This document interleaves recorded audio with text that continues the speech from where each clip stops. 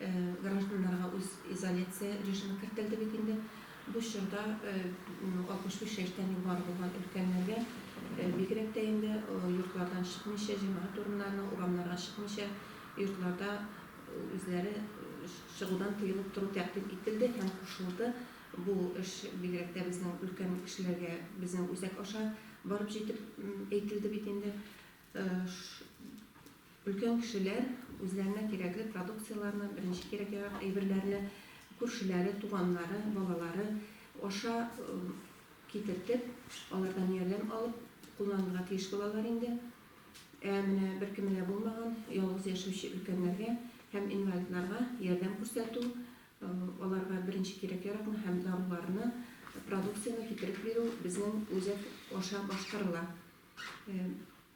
Коронавирус инфекциясына каршы шушы самоизоляция игълан ителгәннән бирле безнең үзәк игелек үзәге комплекслы хезмәт күрсәтү базасында 30280 телефоны белән кайнар линия эшләп килә бит инде.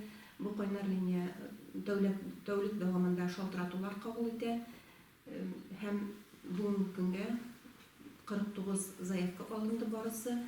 Бу 49 заявканың 20-се дарулар китертү буенча, калганнары продукция китертү буенча заявкалар булды.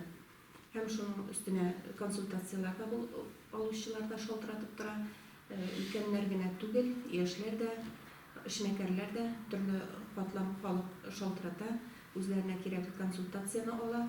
Шулай ук безнең хезмәткәрләр тарафыннан үзебезнең район җирлегендә һәм республикада урнашкан эшмәкәрлекне яклау, кече бизнесны яклау, поддержка органнарының һәм башка төрле органнарның кайнар линияларына тоташтыру башкарыла. Шулай ук аларның кайнар линия телефоннарын әйтеп консультация уздырабыз.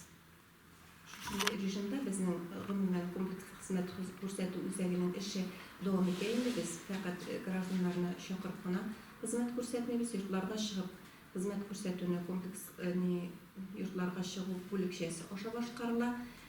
Социаль куркыныч хәлдә булган гаиләләргә телефоннардан чыгып күрсәтү эшләре алып барыла безнең гаилә һәм балалар бүлеге аша. Һәм шулай ук кирәк булган очракларга, кызганычка каршы, йортларга да чыгарга мәҗбүр булган вакытларыбыз да бар.